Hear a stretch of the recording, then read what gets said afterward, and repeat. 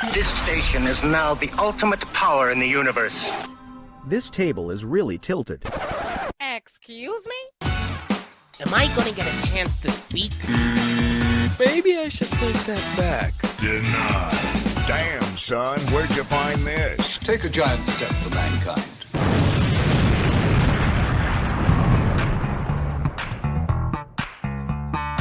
Welcome to the Tilted Table, with your hosts, Sean and Joe.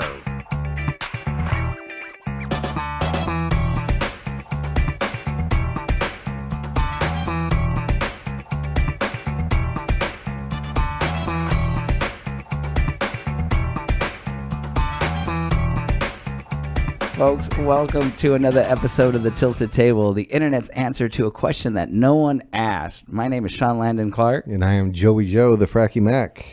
And today we are going to talk about advice, specifically some of the best advice someone has given you, and maybe even include some of the worst advice people have given you. I'm excited about this, man. Yeah. I'm excited to hear about the bad advice people have given you. Oh, I've got some fucking shitbag advice. I think we were just talking about really bad advice, technically. Technically, yes. Right? Technically. Off-air type stuff. Mm-hmm. So, do you want to start or do you want me to start? I'll let you start this time. Okay, Yeah. so when you think about advice, like good advice, there's always specific things. Like let's say like go to college. Now I could include that because I was told at some point that you should go to college. That's actually some good advice. But I'm going to start with something that my parents told me, and I don't know if this is advice or more just a statement. But it was definitely something that altered the way I thought about things when I was a teenager, which was ultimately the idea that your life is your responsibility, and my advice is that you grab a hold of that. That's wisdom right there, man. Yeah, that's profound. It sounds like you write an album or center a whole book about that. Yeah, and I think as an educator, and I deal with a lot of teenagers. One thing with this generation is they really don't want to take a lot of responsibility. And I'm not talking about like larger kind of global not global is not the wrong word, but larger life responsibility. Just even at the most minor levels. Mm-hmm. They don't want to be held responsible for anything. Even like getting up in the morning. It's not their fault type of thing? Yeah, it's not their fault that they can't get up, whatever, that kind of thing like that. So the idea that, your life is your responsibility, it ultimately changed my trajectory. And as a child, I think I was generally responsible, but I was also a big whiner. I complained a lot as a kid. And so I didn't like certain things. So you don't strike me as that kind of a person. Well, I know because I got some advice when I was a teenager about your life is your responsibility. You got your act together. And I think the one thing that I learned from it was what sounds very difficult, because when you tell someone to take responsibility, that sounds like a lot of work, right? It's a lot of pressure, that you've got to, your life is your responsibility. And I think that what I didn't know at the time was how good it would make me feel, how much like sort of confidence it was built in when I took responsibility. And as you do that, and it's always small things at first, and it grows as you get older and you get out on your own and start doing what you're doing. And when you take that responsibility, you can really look back on it and be extremely proud of the fact that, I did take responsibility for all this stuff, and I'm a better man for it. Mm-hmm. And I think people that don't take responsibility, I think at the time they think that they're taking the sort of path of least resistance. But I think all it does is sort of compound in your brain that nothing is your fault, which I think makes you ultimately extremely negative person. Probably very unhappy person. Mm-hmm. And sort of this idea, I think it goes back to this concept, and I don't know where I heard it. It may have been from some, say political commentator or somebody like that, where they were talking about the idea that when you take responsibility in the moment, it seems extremely difficult and too much. Most people want like a life of leisure. They don't want to have to be responsible for anything. Mm-hmm. And not being responsible for something or not taking any responsibility will give them the sort of leisurely life. And without all that pressure and having to do all this stuff, that they'll be extremely happy. Mm-hmm. And most of the time they're not. Right. It's the exact opposite. Because it makes sense on paper that if your life was just a cakewalk, you didn't have to be responsible for anything, or you don't have to take responsibility for anything, and you take that path of least resistance, you're going to be relaxed. I don't have to worry about anything, and you're going to be happy. Yeah, I mean, But you're not. You end up being extremely jaded, I think, angry and miserable. Yeah, I mean, it goes back to that old saying, like diamonds are made by pressure. Yeah, right? yeah, Or gems are polished by friction. yeah, yeah. Something like that. Yeah, I think that's dead on. And it kind of rolls over into another piece of advice that somebody gave me. I know it could have been a friend, or it could have been my dad, who knows, or my mom. But the idea that the way someone treats you is a reflection of how they feel about themselves. So Ooh, that's really good. yeah. So ultimately, if you treat somebody poorly, or you're in that negative space, that's how they feel about themselves. And I definitely, when I remember hearing that, I didn't want to be that. Like, that scared the shit out of me. That, I was going to be that, negative, just somebody that nobody respects, that nobody wants to be around. Right. Yeah. It's scary to think that's what that would be. That's really interesting. Man, you've got some good people in your life that have dropped some knowledge on you, because it's given you a great foundation, an awesome perspective, especially at such an early age like that. Yeah. And one of the things that I heard from my dad over and over again, it's one of those things that you can hear something and it's important. I guess it's important, but you kind of blow it off a little bit. And the thing that my dad would always say is, you are who you associate with. Oh yeah. And I kind of like bristle, my feathers all ruffled up, and like, what do you say? My friends are stupid, or whatever it was. And then I came to realize the real wisdom in that. And there's I think it was like Joel Osteen or something. And I wouldn't say I'm a fan of his, but there's a rap song that they actually sampled Joel Osteen. It's called Church, by Slim Thug. And the way the track starts is, how can you expect to soar with eagles when you're hanging out with chickens? Yeah. And I remember, and right when the bass dropped after that line, I was like, man, that is good. I like that a lot. And it made me reflect a lot on, the things that, not that, certain people, my friends were at that time were bad or making wrong decisions per se, but maybe their perspective was off, or the things they were doing were, influencing me to do certain things, whether I knew it or not. Sure. And I still think to this day that's such a great guiding principle on, you are who you associate with. Yeah, there's with the old saying, show me your friends and I'll show you your future. Yeah, exactly, man. Yeah, exactly. And I think that people may misconstrue people that, let's say, they let go of people, or they refuse to be around certain people, as being like elitist kind of behavior. Like, you think you're too good for them. And I used to think of it that way, I think, when I was younger, but as I got older, I realized, like, no, that's just more about, my personal expectations and goals. If I'm hanging out with a bunch of people that aren't doing these things, I'm probably going to end up doing what they're doing, which is toxic behavior or any of that kind of stuff. Yeah. So for sure. Yeah. And it'd be hard to make some of those life decisions. And again, not that the individuals are bad themselves or whatnot, but you need to make sure that you're providing a good environment, at the same time that you're being a quote, like a light in the world, right? You want to be able to be a good influence and provide good feedback and be a role model to the degree that you can for people. But yeah, that whole you are who you associate thing with has resonated with me for the last 30 something years. Oh God. Yeah. It's a great piece of wisdom that was given to me, especially when I was playing in bands. And again, this is this hard rock, heavy metal world, and there was a lot of people that not the best people to be hanging around with. And again, not like what you were saying, they weren't necessarily bad people, but what they were doing and kind of the trajectory of their life choices, it was not going to probably end in a super positive space. That's fair. Yeah. And I remember cutting off a lot of people because I'm just like, nah, because I don't want to end up in that situation, and this isn't just it's not gonna work out for me. I have something else in mind. And then it wasn't a conscious decision in that way, like, you're not doing something that I want to do, or I don't want to end up being like you. It was more like I started hanging out with people that were probably more like-minded with me.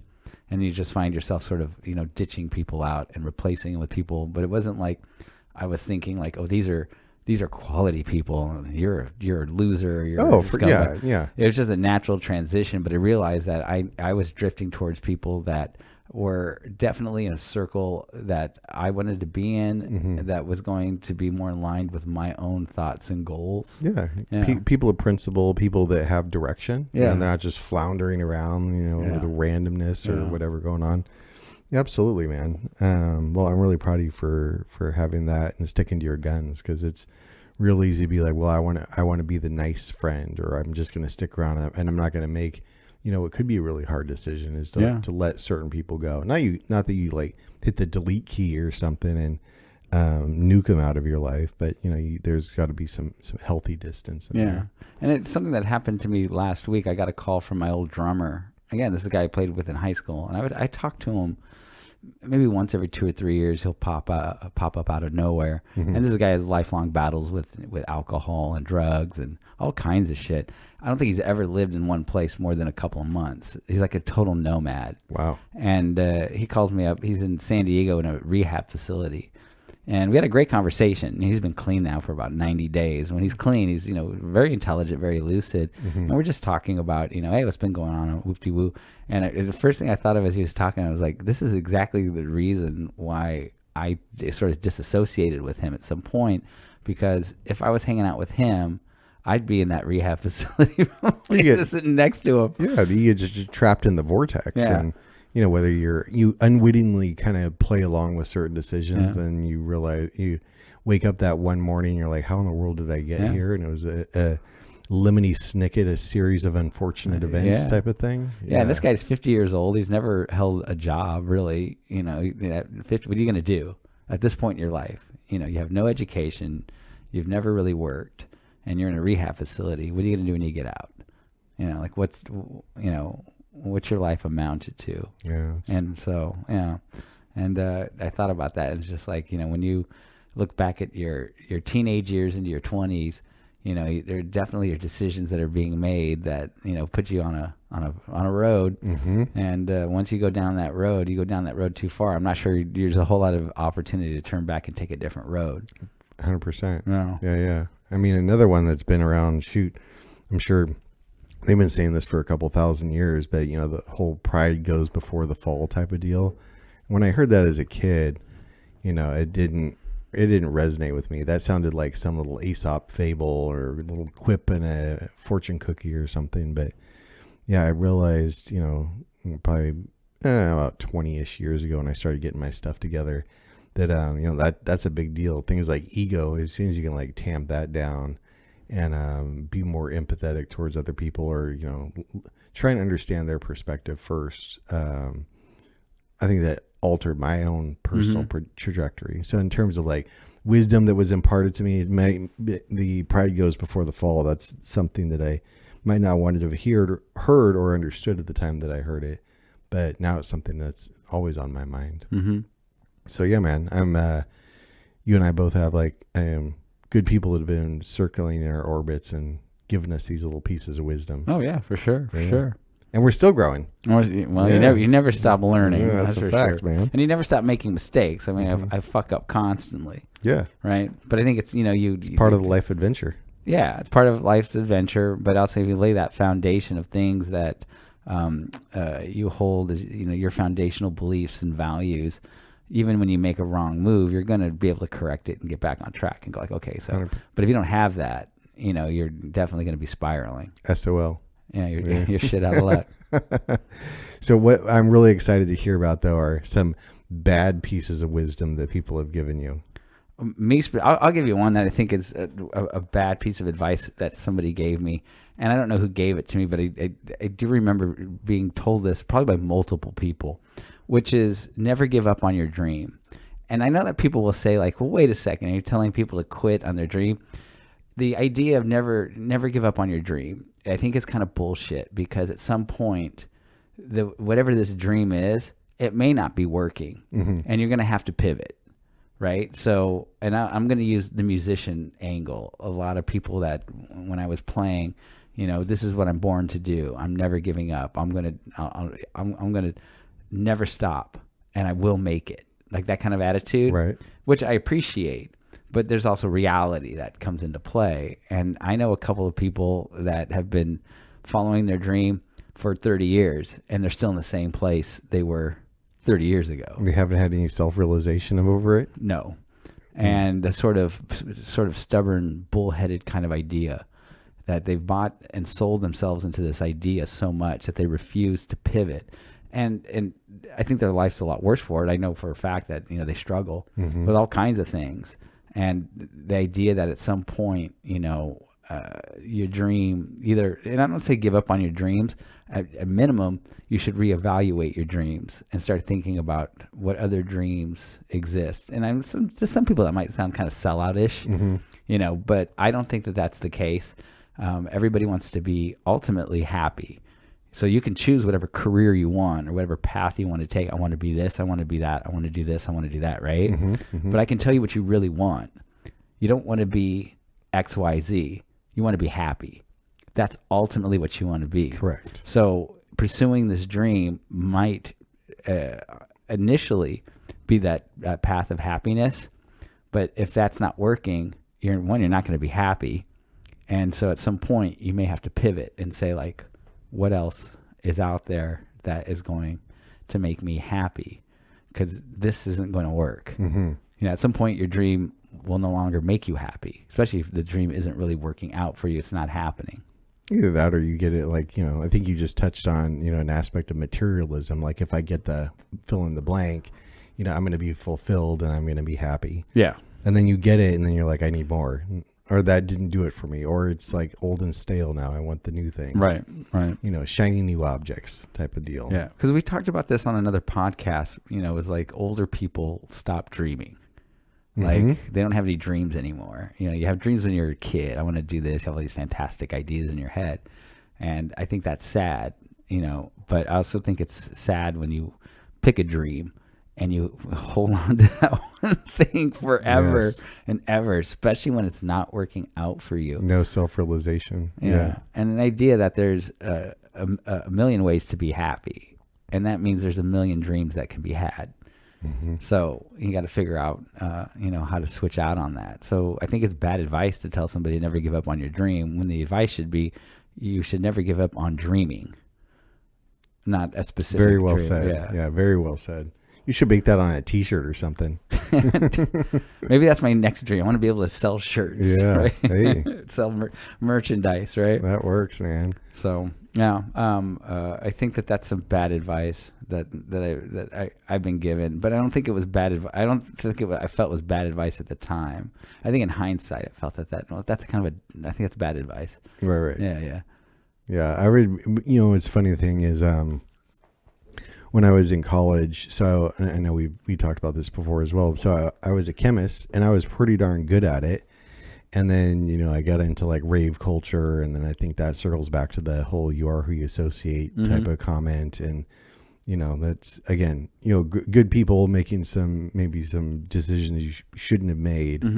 And then it was, you start experimenting with certain things and like, oh, Joe, you're a chemist, and going down certain rabbit holes with my technical expertise that, probably shouldn't have been touched, the whole Pandora's box type of thing. So yeah, I'd say, recognizing the situations that you're in and being real with yourself on it. Yeah, it's a life. I just kind of reflected back the year is the year 2000, 2001-ish through that period of time. And, yeah, man, I could write a book about that stuff. So, and I think the bad advice was, in that environment is like, hey, Joe, you're really good at, building molecules X, Y, and Z. You should pursue that. And I'm thinking, oh, that's, I actually am pretty good at that. Yeah. Again, I'm hearing a message from people I shouldn't be hearing a message from. Right. So, yeah, again, circling back to that whole recognizing the people and the situations and the general direction your life is headed. My one funny thing, sort of switching gears on bad advice is I'm not a financial person per se. Cookie helps with all that kind of stuff. But when it comes to certain, the financial advisor who helps us, who's a great person, he's had me buy a couple things that I would normally never have purchased. Like if you would have just said, like an example would be Under Armour. Like I have no affinity towards Under Armour. I don't really know anything about Under Armour. I know they make clothes. I know they make athletic gear. But if I were in a sporting goods store, I would never purchase it. And so I think there's been a couple of instances is that poor financial advice where I lost my ass because I didn't do my own research and I just leaned on the advice of somebody else, and I hoped for the best, and that did not work out so well. It's interesting because I don't have a financial advisor, and the advice I got that was actually really great advice was to invest early and invest often. So that was great advice. But I never used a financial advisor, and I have my reasons for that. I think because I might be a little bit of a control freak, and when it comes to my money, I said, well, why can't I learn, about these things? And I'm more comfortable if I know what's going on rather than having a financial advisor tell me like, oh, here's 3 things or 4 things or whatever to invest into. Right. So sometimes financial advisors might give you bad advice. And I've done absolutely astonishingly well in the stock market. In my entire life, I've only lost money on 3 stocks. Really? Yep. Dude, that is amazing. Yeah. They should put you in the Hall of Fame for something like this. Well, I'm not any kind of financial whiz. I just didn't take a bunch of risks. And the few risks I did take did pan out. But even then, I don't think they were, big risks. You weren't trying to shoot the moon. No, and the only stocks I lost money on is when Canada legalized marijuana, and this was, I don't know, maybe 5, 6, 7 years ago. So they recreationally legalized it countrywide. I bought a bunch of stock in various Canadian marijuana companies, and at this point, I've invested in 4. 3 have gone completely out of business. Okay. And 1 is damn near close to falling apart. So that hasn't worked out for me. And this is actually, part of, the few times I didn't do a ton of research. I was operating on this idea that, well, it would be a lot like alcohol. Legalize it, people do it, and, now it's a free market, not to worry about, laws and getting arrested, that it would boom. And you're in on the ground floor type of deal. Yeah, and I'm in on the ground floor. And that didn't happen. And the mistake I made, in hindsight, was not realizing that Canada entire population is 35 million people. I mean, it's basically the same population as California. I think California has 40 million. So it's not a big country. So go ahead and legalize it. Now we have 35 million people. What's the percentage of the population that even smokes pot or does marijuana? What's the percent? I don't even know the percentage. Let's assume it's 20% of the people actively participate in doing pot. So how many people are actually buying stuff? And these companies did make, contracts in other countries, and they partnered with different things. But marijuana generally isn't legal, in most countries. So there's limited things that they can do. Sure. Yeah. And so unless America at the federal level legalizes marijuana and allows these companies to come in and, do business in America, it wasn't a good investment. Ladies and gentlemen, may I have your attention, please? Leave a like on the video. I know you're enjoying this. Can you shut up? The internet's answer to a question that was never asked. The Tilted Table with Sean and Joe.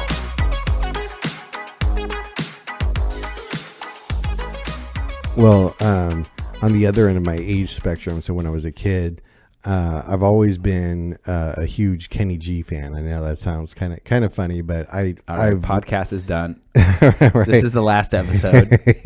We're done. Hey, when the album Duotones came out, man, I remember I was sitting in my bedroom building Legos and listening to that cassette on loop. But I'm also severely asthmatic, and the advice from school and from my parents was, you like Kenny G so much, you should take up the saxophone or at least start on a clarinet. And giving a woodwind instrument to an asthmatic kid doesn't work out well. At least that's minorly bad. It's going to ruin your life. Well, it didn't last for too long because, it'd be like take 2 hits off the inhaler and then pick up the clarinet. I think the bad advice you got was, here's a Kenny G CD. You should listen to it. That's the bad advice you got. Man, I still listen to him. Kenny G and Warren G on Regulate. That's a great track. Is that, I don't even want to go there. It's a real thing. It's a real thing, dude. I'll totally airdrop it to you. Hashtag you're welcome. No. It's going to change your life. No. It's going to become the ringtone on your phone. No, I don't even want to deal with that. You'll be in a public space and all of a sudden your phone will start ringing and somebody will be like, is that Kenny G on Regulate? It's so bad. It's almost as bad as Michael Bolton. When a Man Loves a Woman? When a Man Loves a Woman.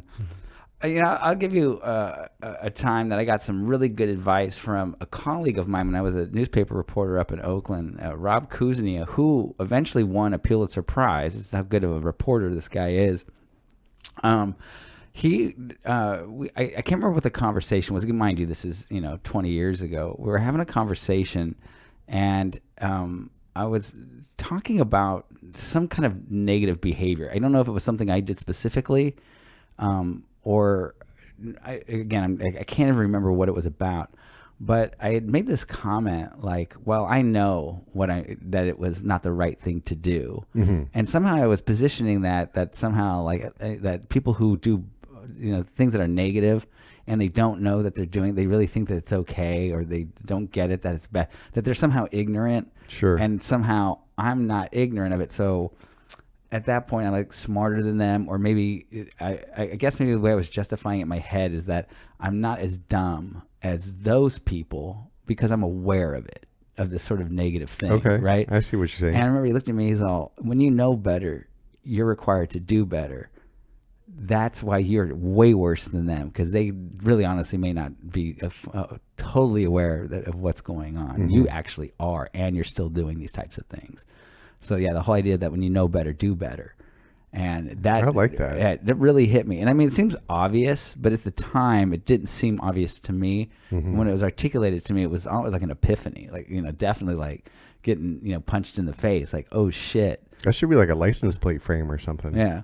I remember that really enlightened me a little bit about, like, when you are aware and you know better, you got to do better. Mm-hmm. I mean, it's just part of the requirement. And what a piece of shit you are if you really do know better and you still aren't doing better. Mm-hmm. Yeah. So that was some great advice from a very brilliant man. Yeah. No, that's awesome, dude. I'm going to use that. That's a huge takeaway for me. Yeah. No, I really dig it. So what other advice you got? I got some other ones, but I want to hear what you got. I'll let you go first. I have a couple things. I want to say the right one though. Okay.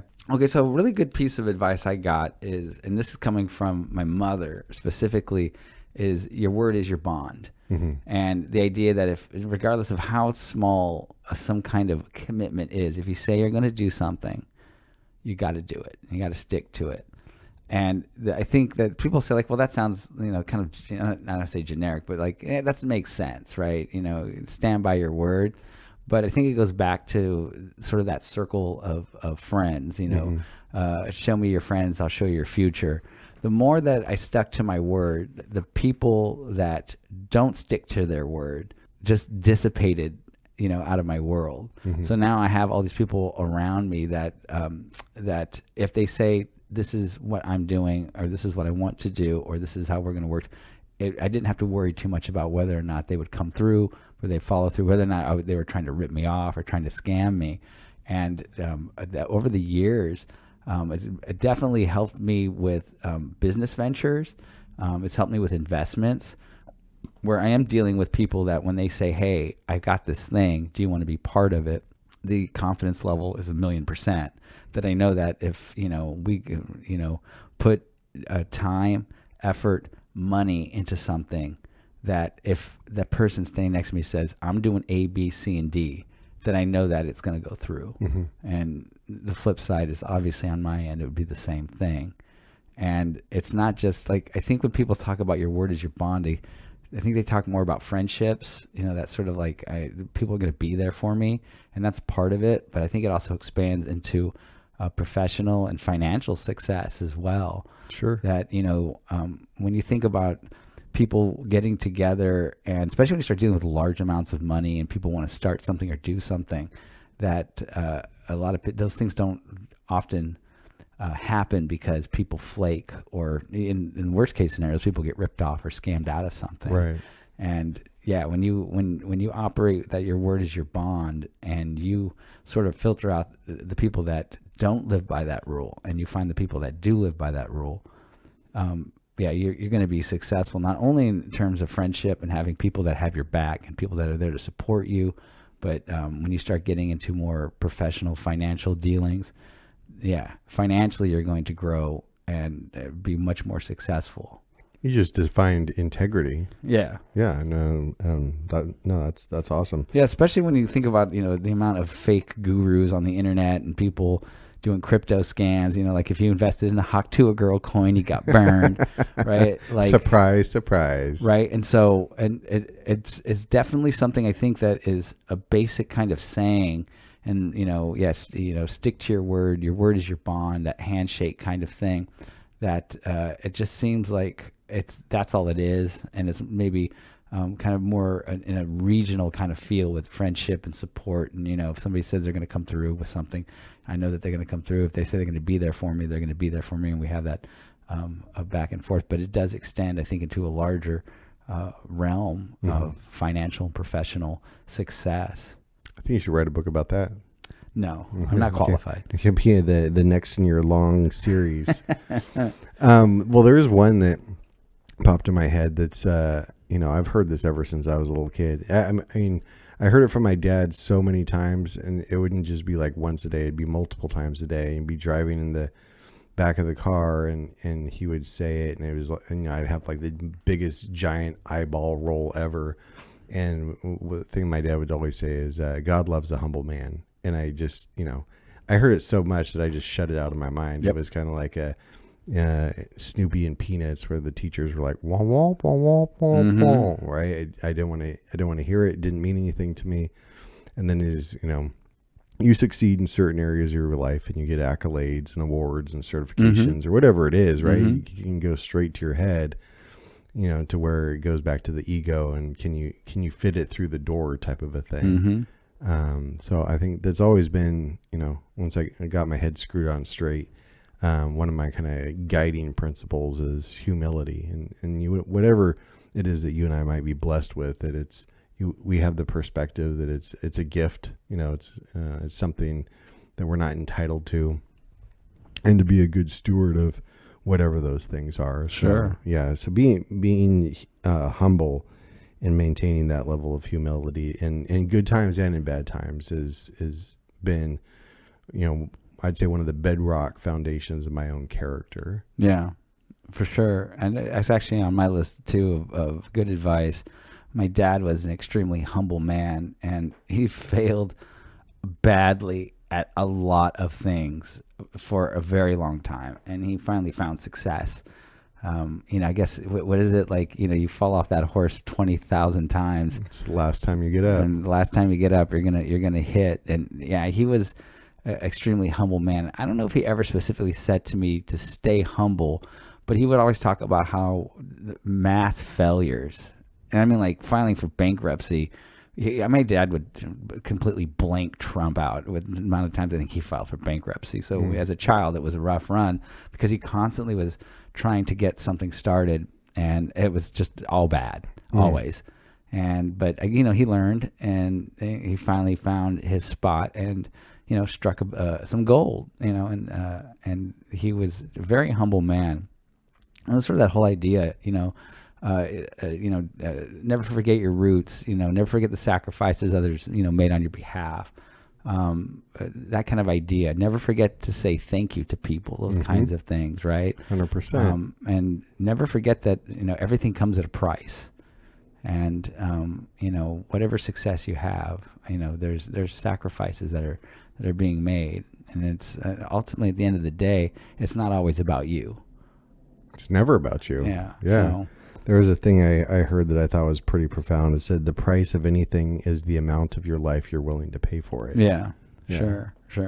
So yeah, staying humble. It's weird because that's a whole thing with like this newer generation, with that, what is it? The grind set. Yes. Right. Yeah, that I actually read an article about this that will be in my book of essays that I think might be published soon. I don't know. I put together another book, but I wrote a whole thing about the grind set, mentality. But that's a big part of their mentality is like, up at 6 a.m., stay humble or whatever, like, grinding and whatnot, but always staying humble despite the fact that they're so successful.